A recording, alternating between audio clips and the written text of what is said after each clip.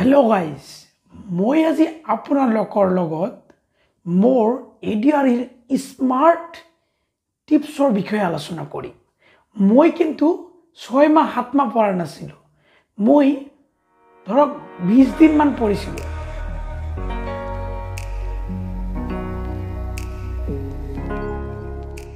দিনত কেনেকৈ ADRE qualify কৰিলো আপোনালোকে মিছা যেন ভাবি আছে নহয় মিছা নহয়। মোৰ হাতত আসলতে সময় কম আছিল। মই বেলেগ কামত ব্যস্ত আছিলো, সেইকাৰণে মোৰ হাতত সময় বহুত কম আছিল। মই কি কৰিছো প্ৰথমত, যেহেতু মোৰ হাতত সময় কম আছে, মই কি কৰিছিলো এছএছচি জিডি এমটিএছ তাৰপিছত আমাৰ অসমৰ আৰু যিবিলাক কম্পিটিটিভ এক্সাম হয় সেইবিলাকৰ কুৱেশ্যনবিলাকৰ পৰা মই কি কৰিছিলো লক্ষ্য কৰিছিলো যে কেইটামান হট টপিক আছে যিবিলাকৰ পৰা কুৱেশ্যন আহে সেইবিলাক বাছি ওলাইছিল। ইমানবিলাক যেনেকৈ জিকে পঢ়ে মানুহে, জিকে পুৰা পঢ়ি থাকে, কাৰেণ্ট এফেয়াৰ্ছ পঢ়ি থাকে, মই ইমান পঢ়া নাছিলোঁ। এনেকৈ স্পেচিয়েল টপিক ওলাই লৈছিলোঁ। তো জিকেৰ ভিতৰত এনেকৈ স্পেচিয়েল টপিক কি আছে? প্ৰথমটো কি, জিকেৰ ভিতৰত ৰাজধানী আৰু মুদ্ৰা। আপোনালোকে চাব, ৰাজধানী, দেশৰ ৰাজধানী আৰু মুদ্ৰাৰ পৰা প্ৰায় দুটা কুৱেশ্যন থাকেই। এডিআৰইতো আছিল। মই কি কৰিছিলোঁ, এই ৰাজধানীৰ মুদ্ৰাকেইটা মুখস্থ কৰি লৈছিলোঁ। তাৰপিছত কি ক'লোঁ, মই আগতে কৈ লৈছোঁ সংবিধান। সংবিধানৰ পৰা কি প্ৰায় 3 পৰা 4টা কুৱেশ্যন আহে। আপোনালোকে চাব কুৱেশ্যনবিলাক এডিআৰইৰ প্ৰিভিয়াছ ইয়াৰৰ যিবিলাক কুৱেশ্যন আছে তাতে কি আছে, সংবিধানৰ পৰা বহুত কুৱেশ্যন আহিছে। তো সংবিধান যিটো টপিক আছে, আৰ্টিকেল, তাৰপিছত এমেণ্ডমেণ্ট, অনুচ্ছেদ, এইকেইটা মই ভালকৈ ক্লিয়াৰ কৰি লৈছিলোঁ। তাৰপিছত কি, এই দিৱস আছে দিৱস, এই দিৱসৰ পৰা প্ৰায় এটা কুৱেশ্যন থাকেই।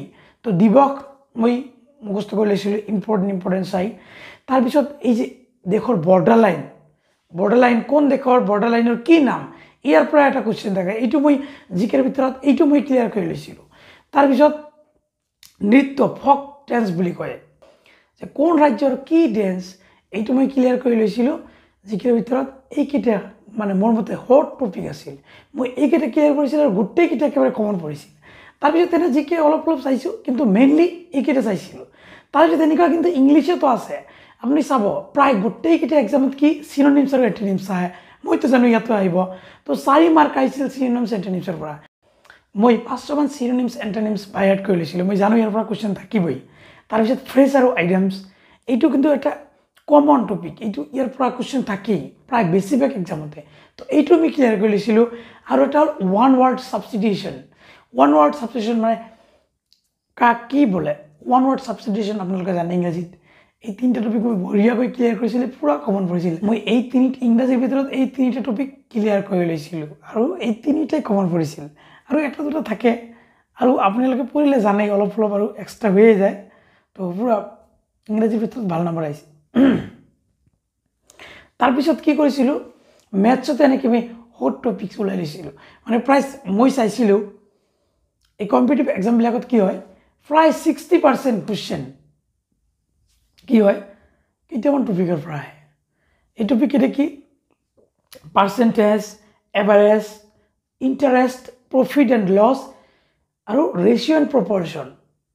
আকৌ মই কৈ আছোঁ, পাৰ্চেণ্টেজ মানে শতাংশ, এভাৰেজ গড়, তাৰপিছত কি আছিল ইণ্টাৰেষ্ট, সুদৰ হাৰ, এইবিলাক প্ৰফিট এণ্ড লছ, লাভ আৰু লোকচান, ৰেচিঅ' আৰু প্ৰপৰ্শ্যন, অনুপাত আৰু সমানুপাত। এইকেইটা টপিকৰ পৰা প্ৰায় 60% কুৱেশ্যন আহে। মই এই টপিককেইটা বঢ়িয়াকৈ ক্লিয়াৰ কৰিছিলোঁ আৰু কি হৈছিল, বেছিভাগ কুৱেশ্যন ইয়াৰ পৰাই পাইছিলোঁ মই। আৰু মোৰ এনে যিহেতু মই ছায়েন্সৰ ষ্টুডেণ্ট, মেথছত মোৰ এনে প্ৰব্লেম নাছিল, তো ইয়াৰ পৰাই বেছি কুৱেশ্যন পাইছিলোঁ। মেথছৰ ভিতৰত আৰু এটা আছিল, এইটো হ'ল ফ্ৰেকশ্যন।